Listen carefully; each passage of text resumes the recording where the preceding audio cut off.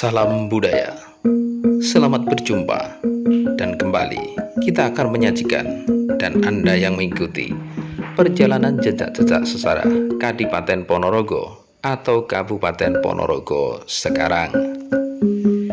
Ya, pada gelombang pertama atau angkatan pertama, Istana Kadipaten Ponorogo dilenggai atau dijabat oleh 4 orang adipati.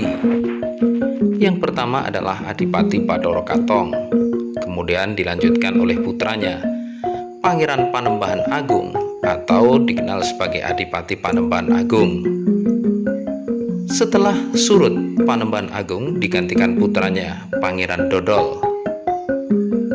Sementara untuk adipati terakhir yang duduk menjadi penguasa atau adipati di Istana Kadipaten Ponorogo yang lama adalah Pangeran Setokaryo.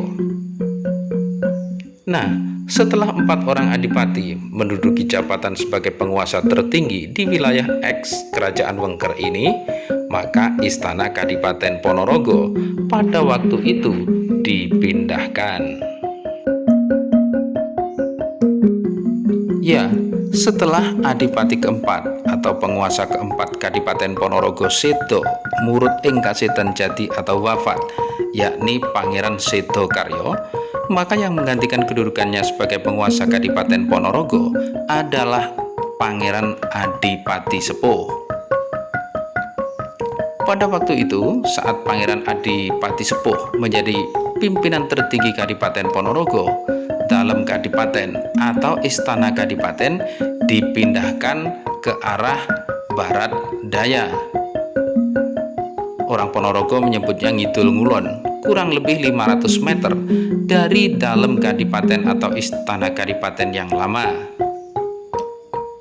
Dalam Kadipaten lama kemudian dinamakan Dukuh Tinggen. Tinggen dari kata si tinggil. Kemudian karena lidah orang Jawa semakin terjadi distorsi pengucapan sehingga berubah menjadi Tinggen. Si tinggil dari kata siti inggil. Petilasan ini sekarang yang tertinggal hanyalah tinggal sumur, kemudian juga ada batu besar yang ditatah growong atau berlubang yang digunakan untuk tempat air padusan atau jeding. Sampai sekarang tempat tersebut kemudian dinamakan Sumur Jeding atau masih disebut Sumur Jeding. Petilasan ini adalah petilasan dalam Kadipaten Ponorogo di masa awal, bertempat di sebelah barat pesarian atau makam Bathara Katong, masuk wilayah kelurahan Kadipaten. Pangeran Adipati Sepuh kemudian mendirikan rumah Kadipaten atau Istana Kadipaten menghadap ke selatan. Di depan Kadipaten dibuatlah alun-alun menerjang jalan atau terpotong jalan besar mengarah ke selatan sampai dengan Jeruk Sing. Di barat alun-alun dibuatlah Masjid Agung. Di kanan kiri wilayah tersebut kemudian dinamakan Kauman. Di barat Kauman ada Dalem Kepatian. Hingga sampai sekarang tempat tersebut disebut sebagai Kelurahan Kepatian. Perempatan di selatan alun-alun ada gardu penjagaannya. Di gardu tersebut terdapat sebuah kentongan besar sekali.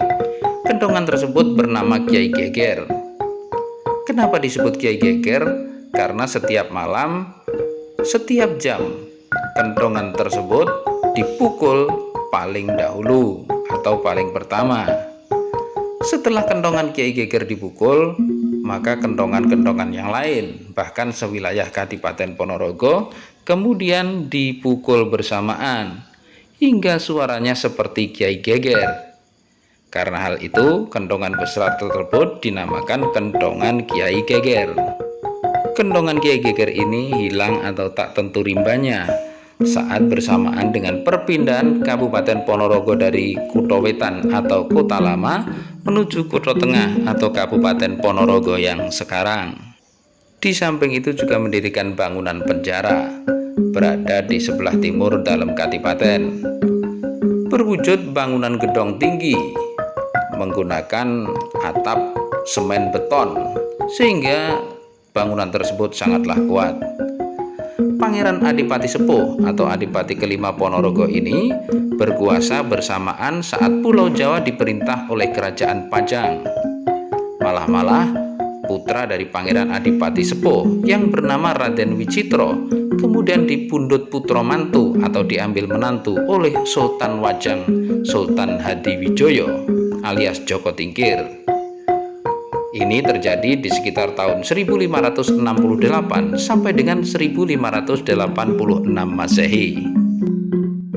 Nah, saat mulai berhubungan dengan Kerajaan Pajang inilah kedudukan Kadipaten Ponorogo diturunkan menjadi kabupaten. Sehingga dengan demikian penguasa pun turun pangkat dari seorang adipati menjadi seorang bupati saja. Sebutan bupati saat itu kemudian tinggal menjadi Raden Mas atau Raden Tumenggung. Kemudian setelah Pangeran Adipati Sepuh Urut ing Kasitan Jati atau meninggal dunia, digantikan oleh putranya Raden Wicitro yang kemudian bergelar Raden Tumenggung Ronggo Wicitro.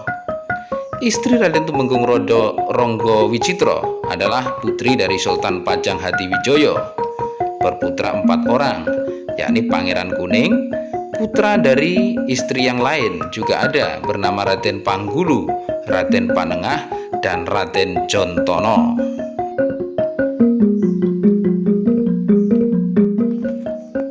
Kemudian setelah Raden Tumenggung Ronggo Wicitro atau untuk selanjutnya dikenal sebagai Raden Tumenggung Ronggo Wicitro I sedo atau wafat, maka yang menggantikan kedudukannya adalah putranya yang kemudian juga bergelar Nunggak Semi, Raden Tumenggung Ronggo Wicitro II. Saat itu Pajang sudah surut, sehingga hubungan antara Kadipaten atau Kabupaten Ponorogo dengan Kesultanan Pajang pun bergeser menjadi hubungan antara Kabupaten Ponorogo dengan Kesultanan Mataram. Saat itu yang menjadi sultan di Mataram atau penguasa di Mataram adalah Panembahan Sedo Krapya. Ini terjadi antara tahun 1601 sampai dengan 1613. Ya, saat itulah suksesi di Ponorogo terjadi, bersamaan pula suksesi di Kesultanan Mataram Islam. Konon pada saat itu timbul kasak-kusuk atau fitnah bahwa Kabupaten Ponorogo di bawah Raden Tumenggung Ronggo Wicitro II akan melakukan pemberontakan, mirang kampuh jinggo, bondan kang tanpa payung, mendirikan negara sendiri lepas dari Kesultanan Mataram. Hal ini mengakibatkan keresahan di dalam penggalih Panembahan Sedo Krapya sebagai penguasa tertinggi Kesultanan Mataram.